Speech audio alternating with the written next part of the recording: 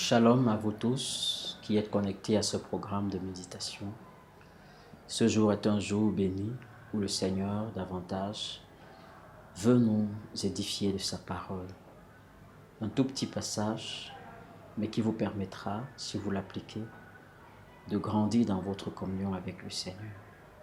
Nous lirons ce matin dans Matthieu 26, le verset 41. Et le thème de notre méditation, ne cède pas à la tentation. Mais avant d'écouter ce texte et de méditer, prions pour demander au Seigneur la sagesse. Seigneur, la sagesse que communique ta parole est la plus grande de toutes les sagesses, parce que tu es un Dieu sage. Recevoir ta parole, en fait, c'est recevoir la sagesse divine. Merci, Père éternel, parce que tu nous disposes, Père éternel, à recevoir cette parole de vie. Parle, Seigneur, à nos cœurs au nom de Jésus. Amen.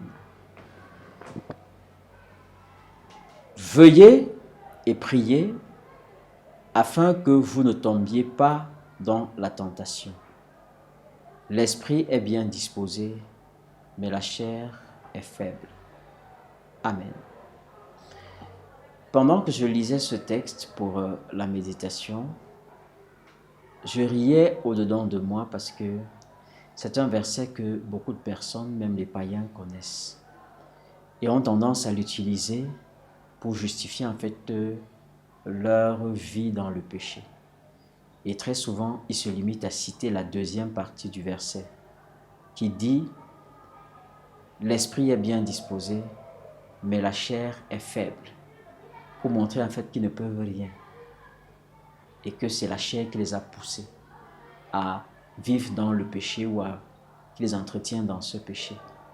Mais j'ai envie de nous dire que une fois que nous sommes en Christ, nous ne marchons plus par la chair. Ou alors nous n'obéissons plus à la chair. Nous obéissons désormais à l'Esprit de Dieu. C'est pourquoi le texte peut nous inviter à veiller et à prier afin que nous ne tombions pas dans la tentation.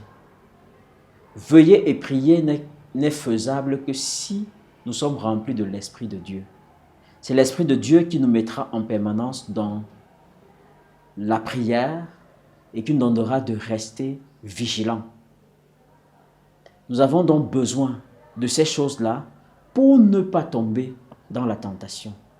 Les tentations de ce monde sont énormes. À tout bout de champ aujourd'hui, on peut se retrouver en train de se compromettre. Certains peuvent même se retrouver dans la compromission d'une manière inconsciente parce qu'on a utilisé la ruse pour les y entraîner. Mais si on est éveillé, si on est rempli de l'Esprit de Dieu, on saura discerner les pièges de l'ennemi et par conséquent les échapper. Bon nombre de jeunes aujourd'hui sont trouvés dans les loges ésotériques à cause de leurs amis qui les y ont entraînés, parfois d'une manière inconsciente, parfois d'une manière consciente. Je me souviens de cela quelque temps, l'histoire d'un jeune homme qui est entré dans la sorcellerie entraîné par ses amis d'une manière inconsciente. Et c'est quand on a commencé à lui exiger des choses qu'il devait donner en sacrifice qu'il s'est rendu compte en fait que la réunion où ses amis l'avaient entraîné n'était pas une bonne réunion.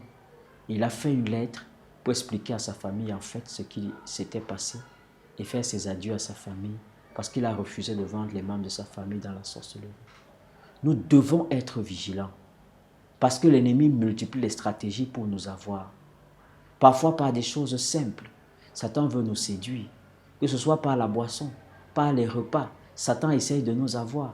Mais si vous restez vigilants et si vous laissez l'Esprit de Dieu vous guider dans chaque chose que vous avez à faire, vous ne tomberez pas dans le piège que l'ennemi a contre vous. Mais le Seigneur va vous prévenir à l'avance de toutes ces choses-là et vous pourrez échapper ainsi aux ruses de l'ennemi. Veille, bien-aimé, et prie pour que la tentation ne te renverse pas. Veille, bien-aimé, et prie pour ne pas succomber quand viendra l'adversité, quand viendra la tentation. C'est la prière de mon cœur pour toi qui m'écoutes ce matin. Veille et prie.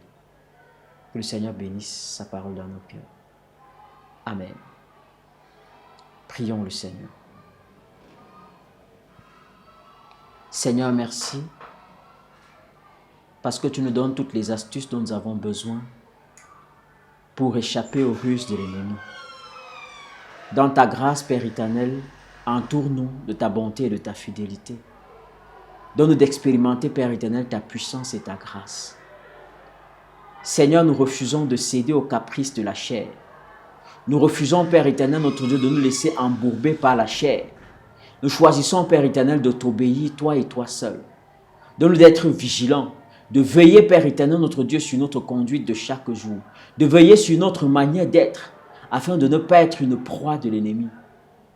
Seigneur, nous confessons qu'au nom de Jésus, nous résistons aux assauts de l'ennemi. Nous confessons, Père éternel, notre Dieu, que tout plan de l'ennemi nous est révélé à l'avance, à cause, Père éternel, notre Dieu, de l'amour que tu as pour nous. Merci Jésus parce que tu nous accordes ta grâce, au nom puissant de Jésus-Christ. Amen. Excellente journée, soyez vigilants et priez. Amen.